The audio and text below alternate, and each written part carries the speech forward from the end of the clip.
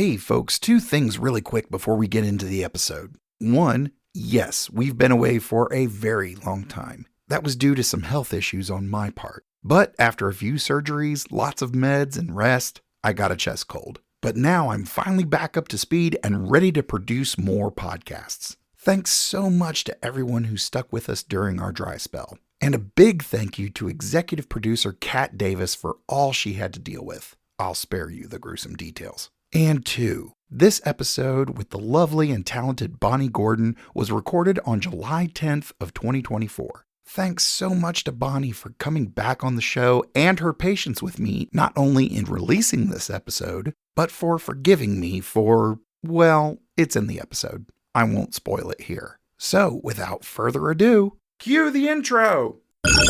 Incoming transmission. The Klingoni's word of the day is... These are the voyages of the starship Enterprise.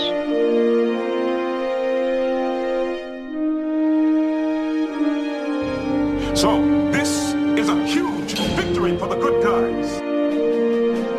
Scotty, beam me up. Resistance is futile. Live long and prosper. To boldly go where no man has gone before.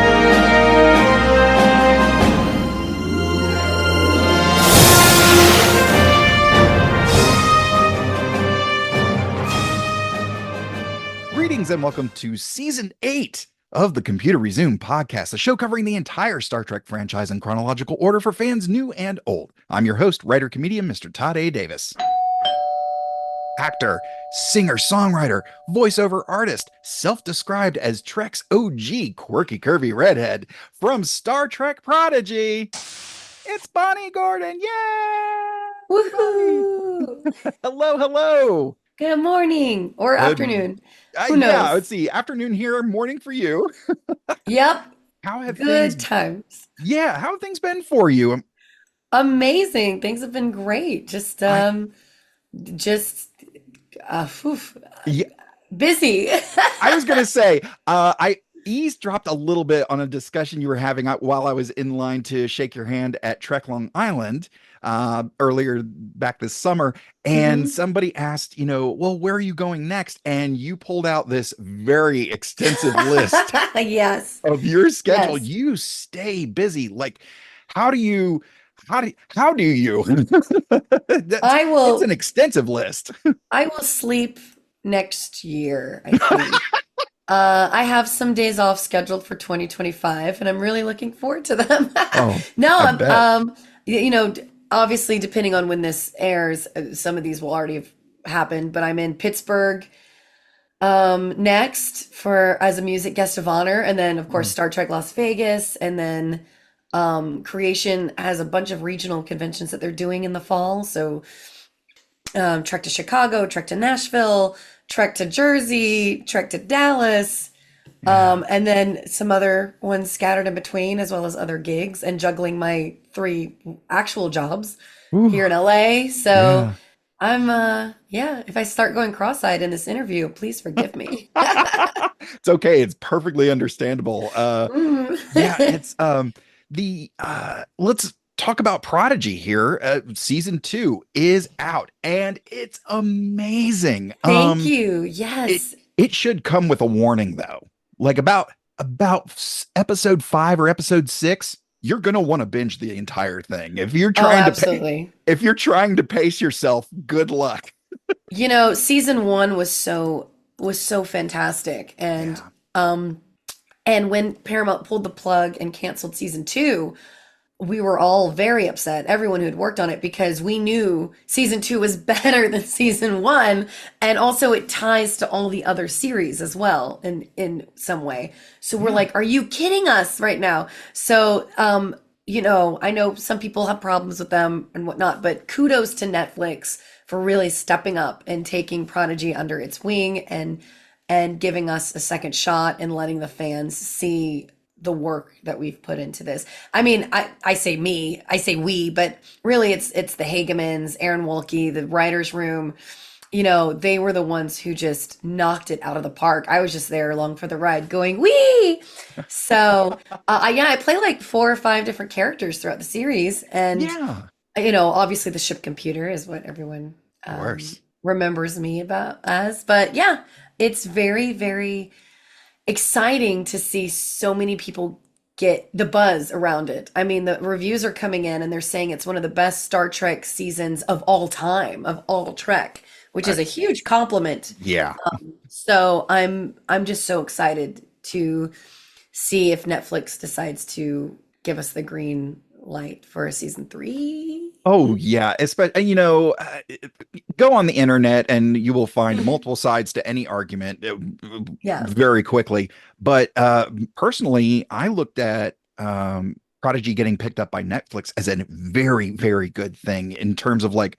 I mean, I go back to stand-up comedy, and they, when with stand-up, it was just kind of like, hey, let the artists do their thing, Mhm. and here's your platform.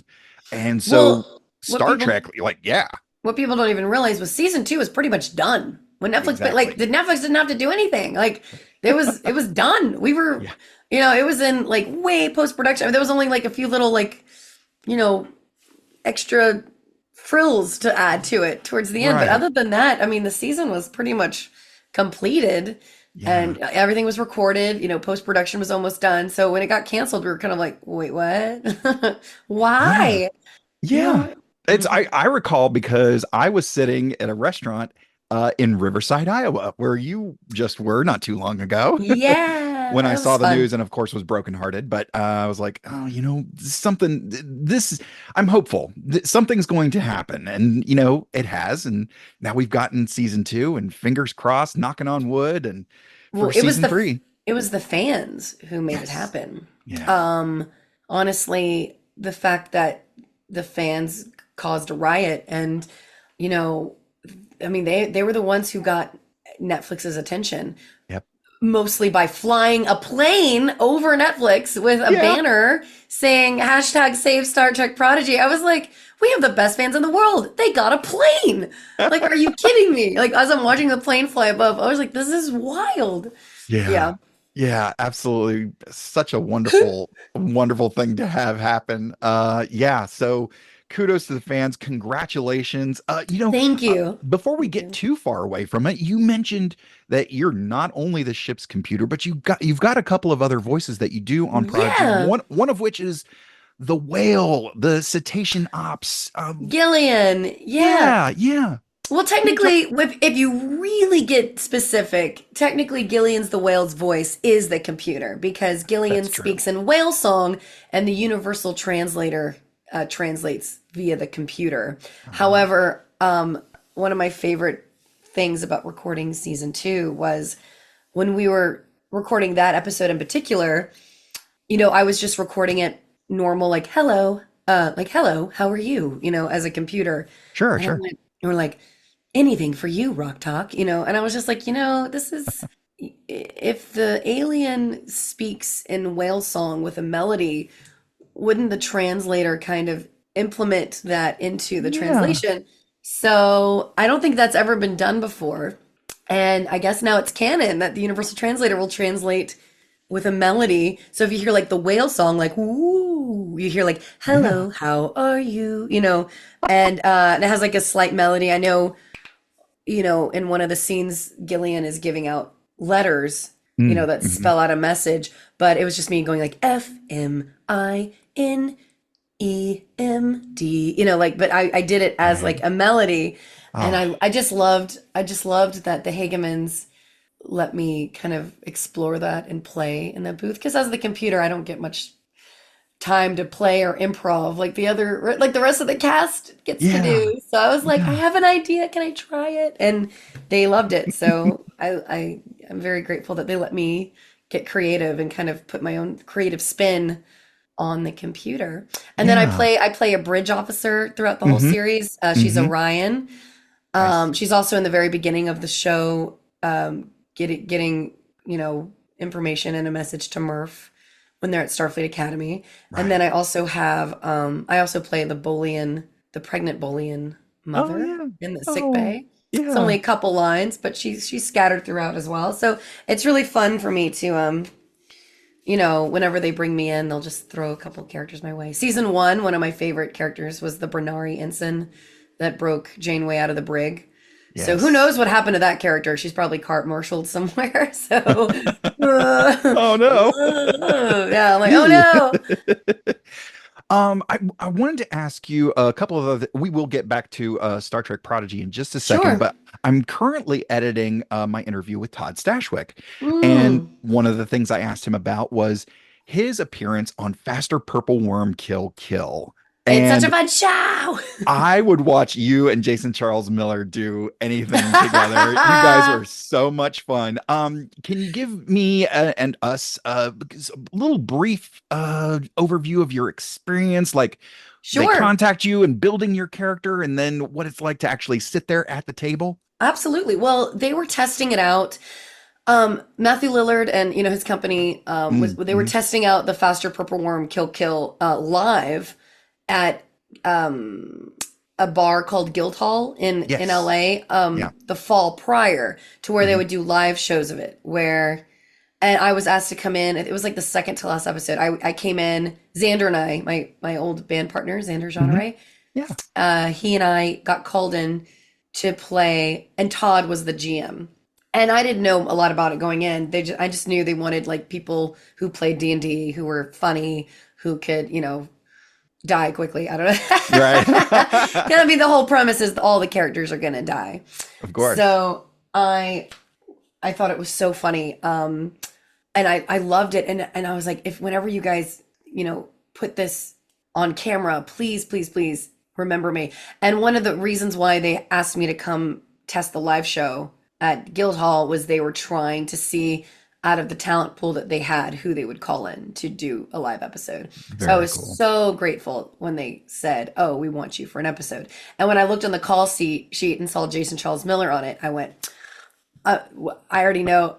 Like usually I love playing bards, and I was going to be like, you know what? I always play bard. I'm going to play something different. And then when I saw Jason on the call sheet, I went, oh, no, never mind.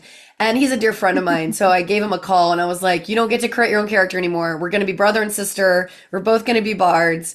And I'm writing a song for us. And he goes, okay. And I was like, it's going to be Piper and Pepper. And he came up with the last name, Pricklefoot. Oh. I was like, Piper and Pepper. And we're going to be bard twins. And I'm going to write a song for us. And so I sent him the song and he went, oh, dear Lord. And then, of course, when we get in there, they're like, oh, by the way, you're no longer halflings. You're all goblins. Or you're no longer what you were going to be. You're all goblins. And I was like, that still works. We're still short. The song still tracks.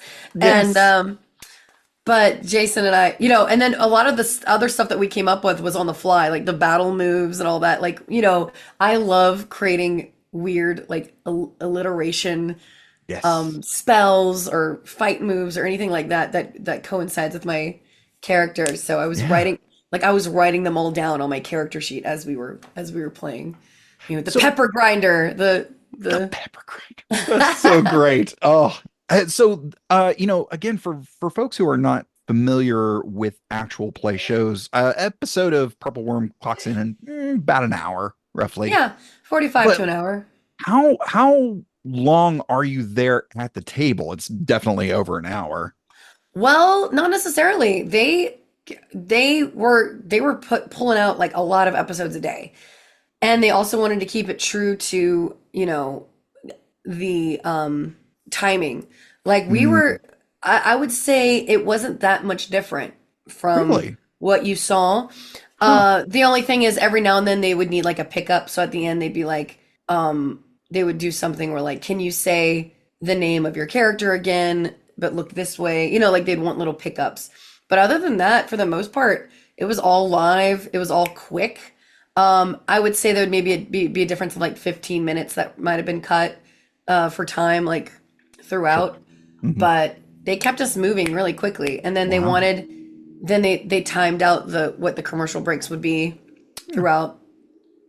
So that's I don't know. It was pretty concise. And so pretty much what you saw on the show was what we were doing. Wow, I was way off. There wasn't too much cut at all. I would say like Probably just dead silence while somebody's doing math or something. Not even that. Like we would No? Oh, pause for wow. no, we were because there wasn't much we could do. We knew we were all gonna die. Right. It's not like, oh, let me attack with my, +2, against a level 30 creature. It's not gonna no matter what, we're gonna die with a Yeah. paper cut. We all had like I think the highest hit points at the table was like 10.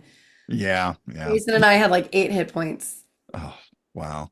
Well, so getting back into Star Trek, we see this episode of Strange New Worlds, not unlike Star Trek Prodigy. We've got our crew who have to steal the ship Hmm. and make some decisions on the fly. But Spock in particular, we're gonna stay spoiler free here, for folks, but Spock gets kind of put on the spot to do some stuff that he wasn't really quite prepared for. Have you been in a spot where, either voice acting or being on stage where it's just kind of like, oh, and hey, we need you to do this. And it's kind of like sink or swim. Have you been in that position before? Way too many times. If you're going the theater route, I used to work for this theater company when I first moved to LA. It no longer Mhm. exists, so I don't feel too bad talking about them. Gotcha. But it was like a children's theater, and I was one of their directors that would sometimes appear on stage as well. I looked really young, so they like felt okay with like kind of blurring the line of Oh, I gotcha. director actor, with a bunch of the kids.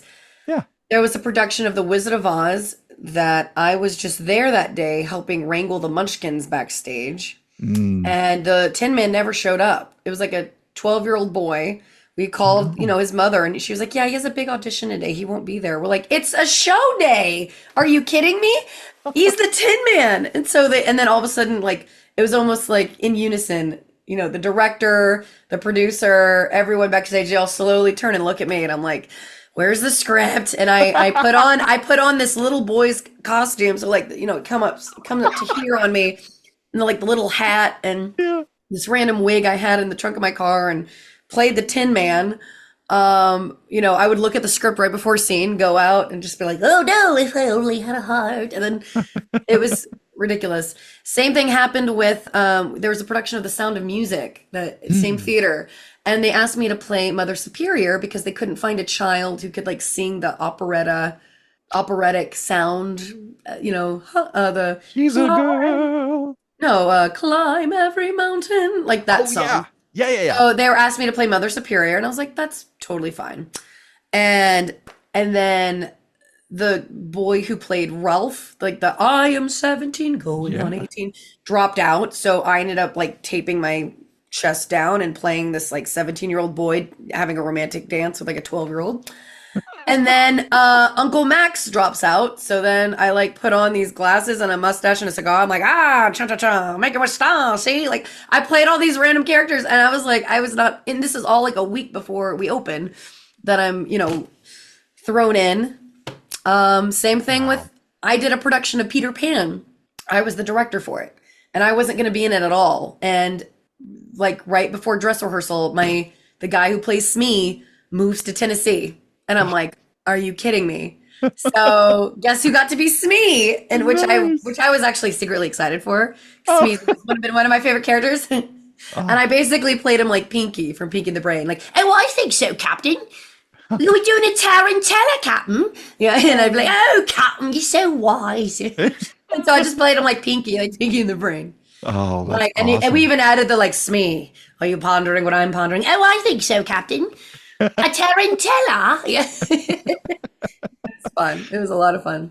Wow. Yeah. Yeah. It's, stand-up comedy. There's been a couple, it seems like, because I come from a writer's background, so a lot of my stuff's very prepared, but every now and Yeah. then it's the audience you have to adjust for. I should tell you my stand-up comedy surprise. Yes, Because please. I am not a stand-up comic. I don't do stand-up. Mhm. I went on a date once. It was a first date and a last date, but he was very nice. He was a very nice guy. Just, no chemistry. Also, what the hell? We go to a bar that has an open mic, like a stand-up open mic because he was going to do his stand-up. And I was like, okay, I'm definitely going to need a drink for this. So I get a drink at the bar. And the bartender like slides me over like this little raffle ticket to write my name on. And I like, one thing you need to know about me, I love raffles. I was like, oh my gosh, a raffle. How exciting. So I write my name in and drop it in the bucket. And then, you know, the beginning of the show starts and they're shaking the bucket and they pull my name and I'm like, I won the raffle. So I get up there and they're like, okay, you have 5 minutes. We'll flash you the light at 4 and hand me the mic. So it was not a raffle. It was the sign up for the open mic. Apparently you have to buy a drink in order to sign up. I had no clue. So here I am opening the open mic, never have done stand up before. And my opening bit was, you know, I thought this was a raffle and everyone laughs. I'm like, that is not a bit. Help. And I just improvised and then did like some impressions and no one believed it was my first time, which was very kind of them. Right. And then I was like, wow, I don't think I ever want to do stand up again. And then fast forward to like this year, January 1st, a friend of mine was putting on a comedy night and asked if I wanted to be a part of it. And I was like, absolutely. You know, thinking when people ask me to be a part of comedy nights, it's usually with my music, to do comedy music. So yeah. I had my tracks ready. I had like a couple songs picked out. I was so ready to go. And I get there and like, it's all stand up. And I'm kind of like, that's kind of interesting. And then, you know, and I didn't know when I was going. And he goes, are you, you know, he's like, he said something like, I can't wait to hear your stand up. And I was like, oh no, and I was like, well, where do I play my tracks? He goes, no, there's no way to play the tracks here. You're doing stand up, right? I'm like, and then in my mind, I'm like, you know what? This has happened to me before. I got this. Put me in, coach. It's January 1st. It's like New Year's resolution. I'm just going to get out of my comfort zone. And then I'm like, okay, well, where am I on the list? Like, where am I in the lineup? Because you're my headliner. I'm like, what? So I was headlining a comedy night, doing stand-up for the second time ever with no preparation. This is the universe telling you, Bonnie, you need a tight 10. Like, if you can. Apparently. Listen, we'll workshop it. My opening bit was telling the story of when I first did stand up. And I was like, this is basically a nightmare for me, everybody. So thanks for, you know, giving me this energy into the new year of panic. Oh yeah. Oh, wow. Well, congratulations on surviving. Yeah. I don't think I'm going to have a career in stand up, but you know what? But I'm good enough to fake it until someone kicks me off the stage. We see a lot of folks in this episode of Strange New Worlds, The Broken Circle, are getting into situations they're not very comfortable with. Speaking of your experiences. But before we get too much further, let's get to this week's recap. Brought to you in part by our Patreon supporters, Rev J, Jerry Antimano, Kitty B, Ed Milner, Fleet Admiral First Class Fred Sims, and Wren, and Sir Chauncey Dalton Featherstone III, Esquire. Spoiler alert.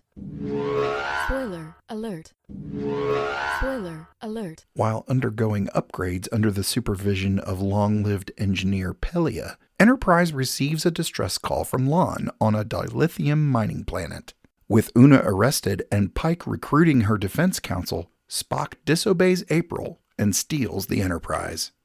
And on that note, we cue the music.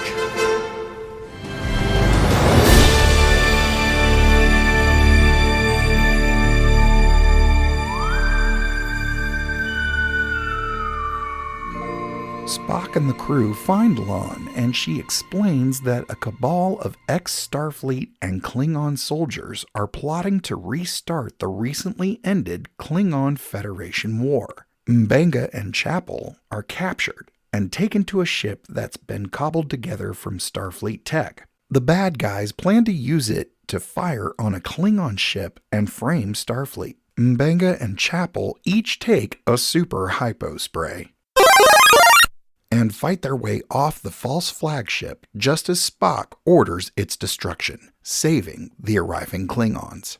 Whoa, that was close. Spock bonds with the Klingon captain over blood wine, impressing Pelia. April reprimands Spock, but is privately grateful that war with the Klingons was avoided, considering the impending threat of the Gorn.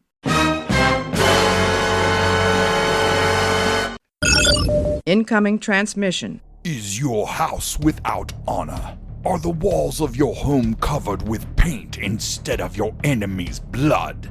Restore your family's name with authentic weapons and wares from KlingonShop.com. KlingonShop.com has been honorably forging Klingon weapons since 2020. Real replica batleths, macleths, kurleths, the sword of Kales, and more. Whether you're decorating your domicile or completing your cosplay, KlingonShop.com has everything you need with deals so good you'll think we're Ferengi. And then I'll kill you for thinking such disgusting thoughts. Today is a good day to support KlingonShop.com, unless you're a Patak. Okay, Mr. Rozhenko, thank you for coming in. That was great. Of course it was! Now get me the hell out of here! Hi, it's me, Flip Kiki, the Trek Queen of NYC, and you're listening to the Computer Resume podcast. So, one of the things that we see, we started off this discussion about Spock and, having to do something he wasn't really familiar with or comfortable doing. But one of the things M'Benga gives him is the harp, the classic, iconic Spock's harp. You, a very accomplished musician. Thank you. Con artist, your album is out there as well for people to find and enjoy. Do you find music calming, or is it more of a job now? Oh, a little bit of both. There's moments. For me, one of my favorite things in the world when I sing is connecting with an audience. I just did a convention out in San Francisco called BayCon. Yeah. And the theme of the convention was pure imagination. So, a lot of people know me for my Star Trek parodies and my, I do other fandoms as well. But, I've ventured into sci-fi way more than I would other fandoms right now because of, my career in Star Trek.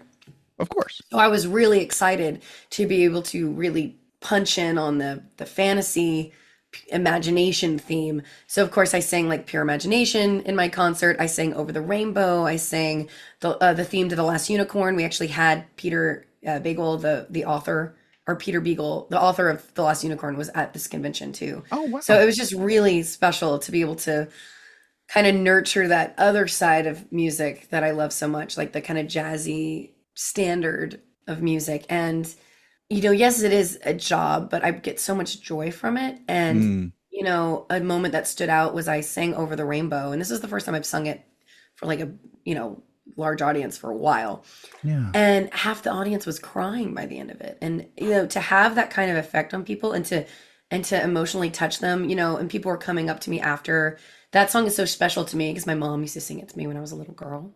Oh. And apparently the con chair, she recently lost her mother, and that was one of her mother's favorite songs, and they played it at her funeral. So just being able to bring that memory, and she said the whole time all I could do, she's like, I could feel my mother there. Like, it was so special. And a lot of people were coming up to me throughout the weekend telling me how certain songs that I sang that are not comedy like touched them and like brought out an emotional response. So when you connect with an audience like that, there's something really special. There's a close kind of intimacy that you get. Yeah. That I'm very happy to have caused. I don't know if that's the right word I'm looking for, but you know what I mean? Like, I love that I was able to invoke an emotional response, because laughter is my favorite reaction. Obviously, I love making people laugh, and it's such a wonderful escape from the world that we're living in right now. Yeah. But to be able to cause like other types of emotions, but also in a positive way, like the last thing you want to do is say, "Oh, I made people cry," but there's times when you can cry at something, and it's like it's a release, and it's an emotional response that, like, you know what I'm trying to say. Oh yeah, exactly. So yes, it is a job, but I find so much joy in singing and connecting with people with music. I'll share my, I actually have a connection to Somewhere Over the Rainbow as well. My mother Oh, passed away when I was 19, and she never got to come to my wedding. So when it came time for the son mother dance, I danced with my aunt, my mother's sister, that's and special. the song because they were very close, and so the song we played was Somewhere Over the Rainbow, and That's beautiful. yeah, I feel like I'm everyone not has about to this. start crying. Oh, I'm so that's so sorry. special. I feel like everyone has like, for some reason, that song in particular, everyone has like some kind of happy memory with, It's and positive it's memory. kind of a but it's like you know that there's something out there, and especially for like I mean, I'll chime in with my 2 cents. I feel like there's a little bit of Luke Skywalker looking at the twin suns, kind of knowing you're supposed to be out there, and the thing that you're meant for is out there. Stuff like that is out Yeah, beyond the rainbow, and absolutely. if we can just get there, or the thing that you lost, the thing that you missed, it's okay because it's out there beyond the rainbow. I'm so sorry. No, do not apologize. um anyways, so It's a special piece of music for sure. yeah, and of One of course, them. Judy Garland, with an iconic voice. Everybody knows it from Wizard of Oz and all that stuff, and yeah, it's just a wonderful, wonderful piece. So thank you for sharing your experience and your memories. And Absolutely. Thank you for sharing yours. yeah. So let's get back into to Star Trek. These kids on Star Trek Prodigy, Hmm. they are kind of, they don't take the traditional route of like, I want to join Starfleet. And so they go join Starfleet, and then I want to be on a ship, and then they get on a ship. They're kind of doing it backwards. and Absolutely. Yeah. and with all the people that they encounter, there's a good amount of bluffing that they're having to do so that they can get out of there alive, and hopefully get on to the next thing. But much like the characters in this episode of Strange New Worlds, they're having to do a lot of bluffing. There's an old acting joke about the resumes and being able to ride a horse. Have you ever had to Yeah. sort of put your yes, absolutely, I can do that. And in the back of your head, I've never done that before in my life. I guess that stand-up comedy comes back to that a Yeah. little bit. I put like stand up and comedy on my resume. And I'm like, technically I have done stand up comedy. I was a headliner. You headlined in LA. I headlined in LA without even knowing I was doing stand up. So I, just kind of jump in the deep end. If you're gonna, don't stick your toe in the water, just get pushed in Exactly. without any life jacket. Um, Oh, but no, yeah. I definitely, I wouldn't even call it bluffing. I would definitely like bend the amount of experience I've had on something. And they're like, oh, see, here's that you can do this. How much experience do you have on it? I'm just like, oh, so much. And then I would have to obviously brush up on the skill, but I would never like flat up lie. Like I'm not going to tell people that, I can scuba dive when I've never scuba dived, or Right. because then you get into, I've heard horror stories of people doing this Mm, where, and then their safety becomes an issue. Like if you tell people that you do your own stunts, and then they like strap you to a freaking rope and throw you off a building, you better know how to land correctly, or else you're gonna break your neck. There's certain things that I would never lie about, and a lot of you know when it comes to like physicality and stunts and whatnot, I'm willing to learn is the thing. I'd be, mm. I've had some basic training. I was training to be on this like wrestling show Oh yeah. back in the day before COVID. So I know how to like flip and land on my back safely. I know how to like jump from like, it was in a wrestling ring, so I can get to the top and I can jump and flip and like, like I can do, and that's actually the most basic of stunts in Yeah. wrestling. And I'm actually pretty good at it. So I was like, this I can do, and then I had pigtails, so they would grab my hair, but not really. They would just pretend, and I'd grab their wrists, and Oh I yeah. was the one guiding. There's all these tricks that they use in wrestling.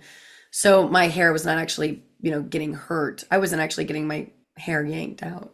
Right, right. Well, it's that some of that classic basic stage combat. I mean, you did some stuff on the guild, and I mean, have you had a lot of experience with like that basic stage combat stuff? Is that something you want to revisit? I think you're thinking of Felicia Day for the guild, but I'll take that as a compliment. You're talking about the quest. The quest. I'm sorry. I meant I the was like, quest instead oh, of the guild. I'm so sorry. that's Yeah. okay. I've been confused with Felicia Day for many, many years, even though we look nothing alike. We're just like two nerdy redheads living in LA. So, but I will be confused with her forever. That's what people associate. If they associate me with another like badass redhead in the nerd world, I'm okay with this. Hey, there's worse people to be compared to. But no, like, the quest, we were, they would wake us up every morning. We were completely immersed in a fantasy world. So we were living in Europe in a castle, no real running water. It was an amazing experience. But I remember vividly, they would wake us up, the soldiers, or whatever, the guard would wake us up and we'd be down in the courtyard learning how to sword fight and like training on that. And there would be no cameras around. Like none of this was actually footage. They were just actually training us. And I was like, and me being like the least physically fit, I couldn't even hold a shield and a sword. I had to use both hands for my sword because I was so weak. Oh, wow. Because I had no upper body strength like the others.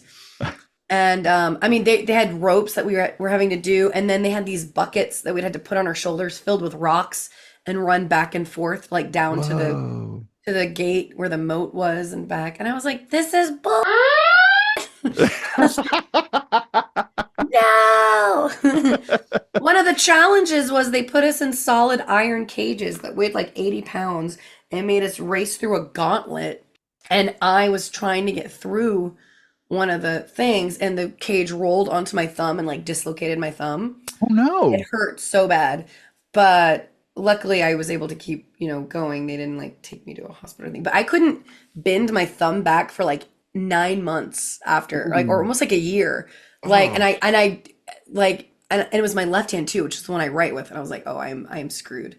Luckily everything's fine now, but good. And then of course, in the show, they're, Sir Ansgar comes and gives me a sword and, like, Paladin Bonnie, like, can you hold this? I'm like, everything's fine. And inside I'm going, ow, ow, ow. But the last thing I wanted was to seem weak to the other paladins because I would have gotten voted off if they felt like I couldn't continue the quest. It's a whole thing. It was like a competition reality show in a fantasy world. So I was like, no, I cannot. I have to stay strong and save the realm.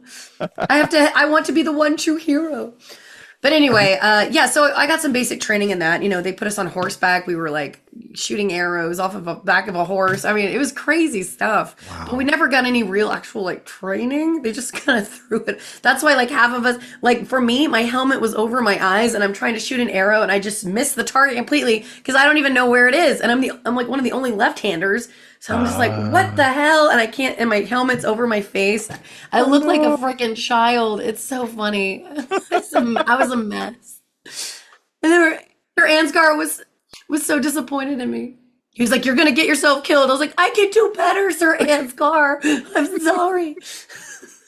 There's a lot of things going on in this episode with, the crew having to do different things. And in fact, we even get a little bit of a play with doing different things on the ship and manipulating the ship into what it needs to be to complete the mission, much like the kids do with the USS Protostar, building that little deck with the rudders and the sail, which I love the Protostar anyway, but seeing this kind of piratey version of the Protostar was so cool. It was so much fun. Using their ingenuity to turn it into basically a sailboat. Yeah.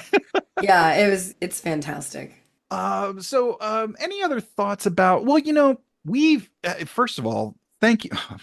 It's not first. We're halfway through our episode. But this is your third time on the Computer Resume podcast. Thank you so much for coming back. My pleasure. I'm just going to give you the title of you're our Trek ambassador. We've got a Gorn ambassador, so you can be our Trek ambassador. I'll be your Starfleet ambassador. I'll be your ship. Yes. I'll be your ship ambassador since I'm the voice of the ship computer. Yes, ship ambassador. Absolutely. Yeah. Basically, I am a ship show. It's fine. I did notice in your ads throughout the episode that we're promoting the Klingon Shop. Yes. .com. Yes. So while we're on that, give me a moment while I. Yeah. Woo. Oh dear, I didn't think this through. So for those actually watching, if you're watching or if you're just listening, whatever. But I just got this from the Klingon Shop. Oh, nice. My solid metal batleth. It is huge and very pointy, and I'm working on hanging it on the wall without it landing on my head and killing me. I was going to say, be careful. I was like, oh, I should hang this over my bed. Oh, earthquakes in California. Maybe not. It's such a good idea. But yeah, it's beautiful. If you want, like when I say they make weapons that is very screen accurate. And I mean, this is solid metal. It is so heavy. I can't even tell. Ow, see? I can't even tell you how heavy it is and how sharp it is as it just dug into my leg. But I am such a fan of Klingon Shop. Yes. And I've always wanted a batleth. And, you know, I've seen so many different types and different kinds and different sizes. The lovely Klingon banner behind me is from Klingon Shop. I also have a Klingon banner that I need to hang. I got some of their blood wine mugs too. Those are so nice. Perfect for root beer floats.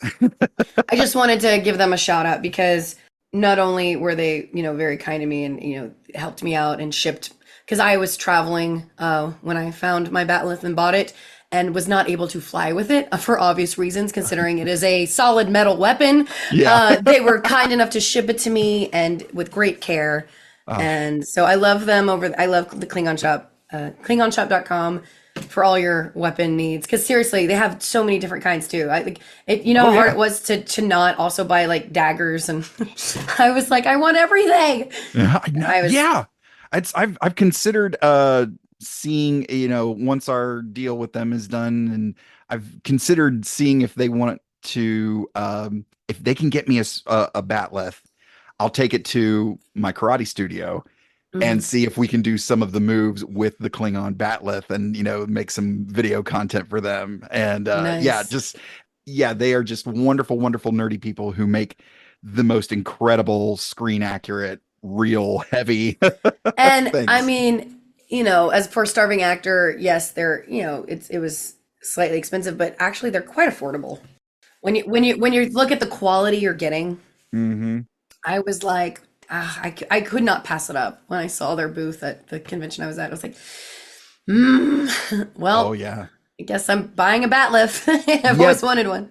Yeah, their booth was right around the corner from my table at Trek Long Island. So I struck up a conversation with them. That's kind of how we got connected. And yeah, they're just great. Wonderful, wonderful people. So yeah, KlingonShop.com. Go check them out, folks. So speaking of wonderful people, while we talk about Strange New Worlds and Star Trek Prodigy and the folks that we've encountered at conventions, you know, there's a lot of talk about the people in front of the camera, but as we do, we always celebrate folks behind the camera as well. So without further ado, we ask the question, who do we blame? This episode of Strange New Worlds was written by Henry Alonzo Myers and Akiva Goldsman and directed by Chris Fisher. The three of them, their last work on the franchise was our last episode, season 1, episode 10, A Quality of Mercy, which we discussed with Star Trek cosplay comedian Danny Rydell back on episode 128. But the guest stars, the legendary Carol Kane. I adore her so much. She's one of my favorite, you know, Princess Bride is one of my favorite movies of all time. And I loved her in that. I loved her in Scrooge. I mean, I've loved her in everything. Her career is... She's, you know, she got her start before most all of us were even born. Yeah, very true. And she's just such a legend. Yeah, in comedy. Oh, yeah. So good. Which is so funny because, like, diving into her story, you end up seeing, like, comedy was kind of because of some folks she met. It wasn't, like, the main thing she was known for. By age 14, not only had she lived in 3 different countries, but she became a member of SAG, and she got her professional theater debut in The Prime of Miss Jean Brodie, starring Tammy Grimes, who has her own Trek connections, but I'll leave you all to go look that up for yourself. Her first film was Carnal Knowledge in 1971, starring Jack Nicholson and I'm forgetting some other wonderful actors. But right after that, in 75, she starred in Hester Street, and this is where she got an Oscar nomination for Best Actress. And she was still so young too. Yeah, yeah. The trailer. I mean, if you just go to IMDb, the trailer is right there. She looks like an absolute kid. But yeah, Yeah. wonderful performance. Then in 77, she starred alongside Gene Wilder in The World's Greatest Lover, which she actually credits as kind of the start of her getting a lot of comedic work. Right, because most of their stuff before that was on the dramatic side, and I love that Gene Wilder took such a chance. You know, some of the best comedians do the best dramatic work, believe That's it or not, true. because Yeah. you can't have comedy without drama, and vice versa. Look at Robin Williams' career. Like, Robin yes, Williams, Jim Carrey, like you know, yeah. they bring the waterworks, you know, sometimes. The Muppet Movie. She has such a small part, but it is fall down funny. You making a move with my girl? No, sir. He did too. He touched me. Ugh, go watch. You'll get warts. No, you see, that's just a myth. Yeah, but she's my myth. No, myth. Yes? But then she also, speaking of working with legends in comedy, she did 27 episodes of Taxi, playing the love interest to Andy Kaufman's Latka. So good. 1980 to 1983. She actually got 2 Emmys for her work on Taxi, also starring Star Trek alum Christopher Lloyd. And then, of course, you know, some legendary comedy films, Princess Bride, Scrooged, Addams Family Values, and then some more TV stuff, you know, 10 episodes of Gotham and 51 episodes of Unbreakable Kimmy Schmidt. I absolutely adore her on Kimmy Schmidt. Run, Lillian! Yeah, she's so funny. I love that, you know, putting her in the Star Trek franchise, they gave her a character that she can just play with. You know, like her character is so whimsical. Yes. She's just a legend when it comes to characters and not just comedic characters, but she's so great at creating characters with a sense of whimsy to them, but also that has a lot of layers of emotional depth. So I can't wait to see where they go with her character. I want more of her.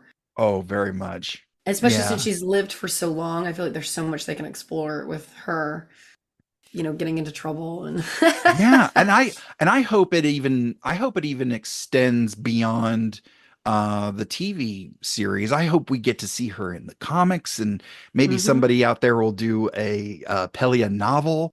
But yeah, so anyways, this is her first appearance in the franchise, this episode, The Broken Circle. But yeah, definitely not the last. So we get plenty more fun with Carol Kane.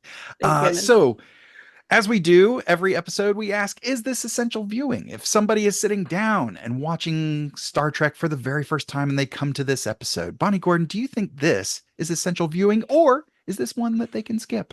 I think all of Star Trek is essential. You can find something, even in the worst of episodes, you can find something relatable and wonderful. So this is definitely the wrong question to ask me.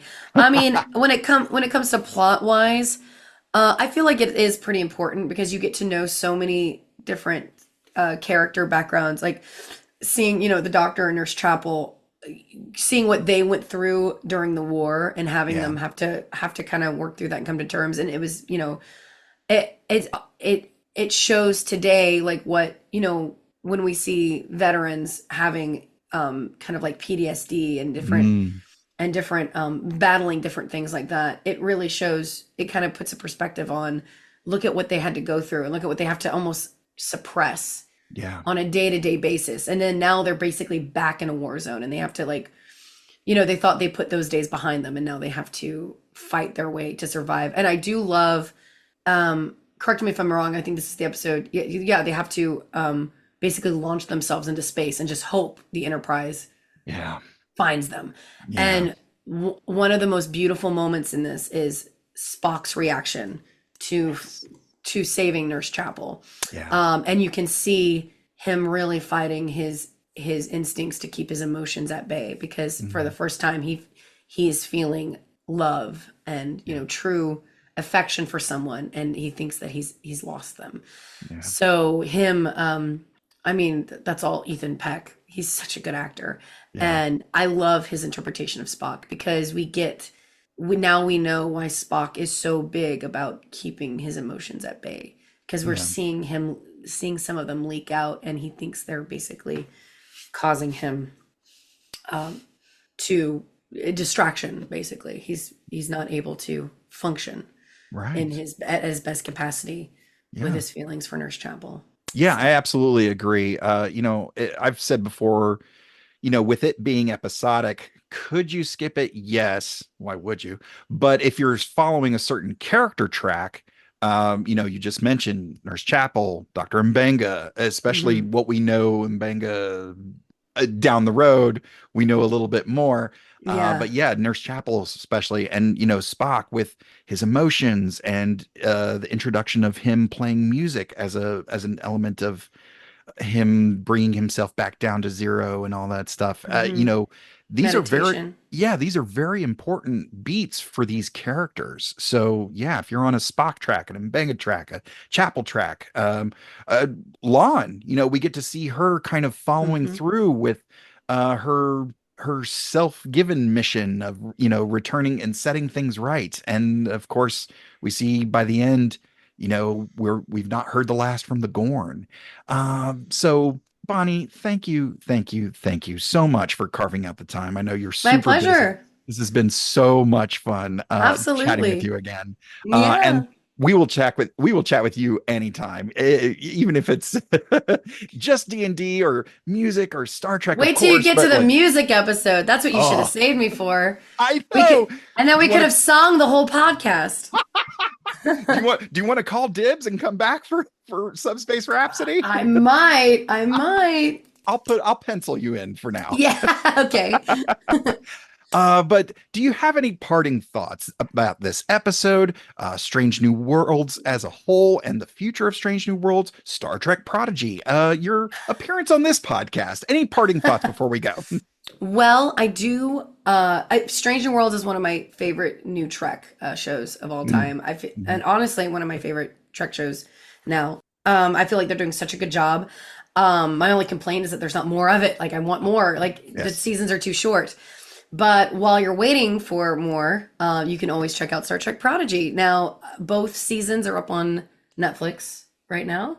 Yes. And season 1, they're 20 episodes each, but they're only 22 minutes long. So you can binge quite a few of them in one sitting. And season 1, a lot of people didn't give the show a chance because, they keep saying, oh, it's a kid show. I always say I say, get through like the first 10 episodes of season 1 and then reassess, because once you get past a certain point, you're going to get hooked, and it becomes basically some of the best storytelling of sci-fi, not just Trek, but just in general storytelling. In season 2, when I say they knock it out of the park, I mean, again, the reviews are saying it's one of the best seasons of Star Trek ever made. And I agree with them, not because I'm on the show, but because Star Trek is such an important part of my life. And, recording season 2, I didn't get full scripts and whatnot. So I knew what was happening in the season, but I hadn't seen any of it yet, like finished. And so I was watching it when it came out on Netflix with fans, I was watching it in real time with you all. And I was blown away with what they did. So don't just shove it aside because you could think it's a kid show. Get through the first 5-6 episodes and then get to the Kobayashi Maru episode, season 1, and then let me know what you think. Yeah. And then, speaking of being on a Spock track and if you're a fan of any Trek characters, you should watch that episode in particular because there's so many amazing cameos. We've had the discussion on this show about the age-old Star Trek versus Star Wars, which we don't begrudge anybody their fandom. So and I'm a fan of both. So I'm a fan of both too. You don't have to make this Sophie's choice. Honestly, I feel like so many people put so much pressure on picking one. They're two completely different franchises. There's really nothing that's similar to them. One's like a space fantasy Western, and one is like strictly sci-fi and also trying to pave the path of what our future could be as a society. Star Wars is not, I mean, it is though, technically, when you think about dictatorship and all that, it could very well be our future. Let's not go there. But Yeah. you know what I mean? You know what I mean when I say I feel like Star Trek has really inspired science in our Yes. society. I mean, Very much. go back to the original series and then look how what technology we have that matches what they had.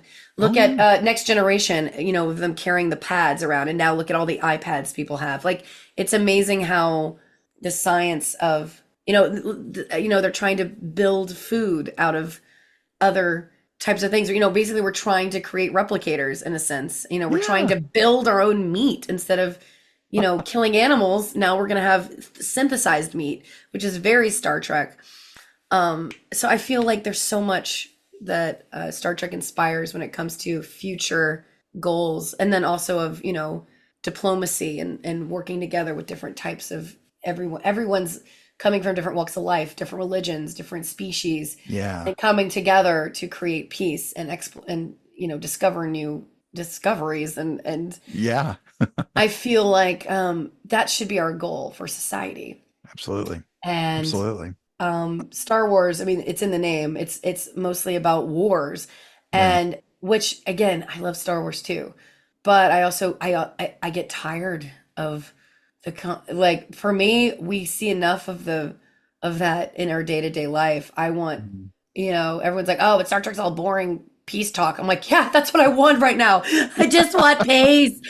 And, discovering new alien life. And, one of the, in the episode in the original series where they discover that creature in the caves. Yes, that's yes. attacking miners. And, they're all thinking it's some kind of monster. And it's really just a mother protecting her eggs or her children. Yeah. Like, that's the kind of thing I love about Star Trek, because it's like, if we all just communicate and try and see, you looking at someone and think they're a monster because they're doing this. If you just talk to them and understand why they're doing that, you're like, oh, I get it. But now let's find common ground. Now let's find a way to fix this. And I feel like that's what the world needs more of. Yeah. That was a long explanation for that's saying fine. that you can like both. Exactly. I came up with the general thesis idea of Star Wars is very coming of age, learning who you are, breaking away from your parents, seeking out what is over the rainbow, your destiny. Star Trek kind of assumes you've done that already. And now it's kind of like, okay, this is how you interact with other people and learn about other cultures. And depends on the Star Trek, though. Depending on the Star Trek, because Prodigy is the outlier where we've got these kids who I feel like this is the bridge between the two franchises, because you've got these kids who are coming of age, but they are also learning about Starfleet. So this is the Have you franchise seen season reaching 2 out. yet? Have you I seen have. season 2? Oh, yeah. I have. So Yeah. I absolutely adore it. And like learning your place in the world. Like I'm already mentioned Luke Skywalker. He's already, he's looking at the twin sunset, wondering what's beyond the rainbow and longing for that. And the kids are going through that a little bit too, of like finding themselves in Starfleet, but hey, we've got this new mission and I don't want to give anything away. So I love the character arc they gave Zero. Yes. That was so special of Zero, of them, wanting to feel, being Medusan and non-corporeal and not having the ability to actually feel, like physically feel and experience senses. I just love the journey that they gave them. Anyway, no spoilers, but all of them get amazing, character arcs. They all grow, they all learn. But I mean, looking at Strange New Worlds, you're seeing, it's characters we already are familiar with, like Uhura, Spock, Nurse Chapel. These are characters that we all know and love already from the original series. Now you get to see, you saw them already being who they are. Now you get to see them coming into their own and becoming those characters that we know and love. Like watching their journey of, this is how we know them, and this is where they are now, and we're watching them meet to their greatest potential of where they started in the original series. So I truly love Strange New Worlds. Discovery is also, I mean, I could go on and on about all the series, really. About, yes, I see where your point is of like coming of age, but you can say that about any of the Discovery or any of the Star Trek franchises. Yeah, that's the true. Characters that, they discover who they are, while Starfleet is like a tool that helps them discover their potential in a way. Sure. Yeah, I mean, looking at, since you mentioned Discovery, of course, just ended, and the end of season 5 is an absolute masterpiece. It's wonderful. But looking at the journey of Michael Burnham, like, whoa, what a journey. Right? In such a short amount of time. Went from in no terms of emotions. episodes. Went from no emotions to full emotional spectrum. Like her character grew so much. Yeah. They all did. Yeah, truly. Well, folks, next time we will have a very special secret guest for Strange New Worlds, Season 2, Episode 2, Ad Astra Per Aspera, which is available exclusively on Paramount Plus. Bonnie, where can people find you, see you, experience the things that you're a part of on the internet and the streamings? I'm very Googleable. Just search my name. You can find me at Bonnie Bell G on Instagram, Twitter, or X, TikTok, Facebook, LinkedIn. I don't know. Just search anywhere. You'll find me. You can find my music on Spotify, iTunes, Bandcamp. Search Library Bards. It's like library cards, but with a B. For the comedy parody stuff, search Bonnie Gordon for my solo album, Con Artist. Yeah, I'm very easy to find if you search my name. If you can't find me, then something is wrong. And I'm at Mr. Todd A. Davis on all of the socials. From all of us at the Computer Resume podcast, thank you so much for listening. And I'll see you in 10 Forward. Live logs and proper.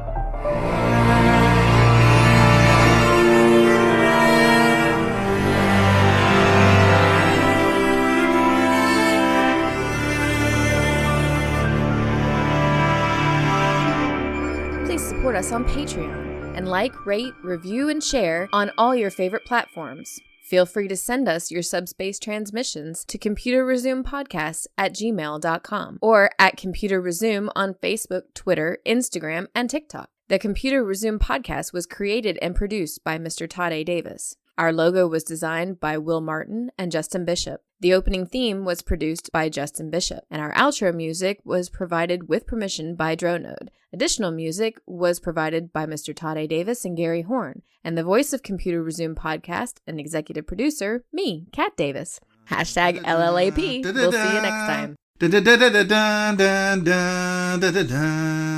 Going through a Star Trek. We're doing Star Trek stuff in space.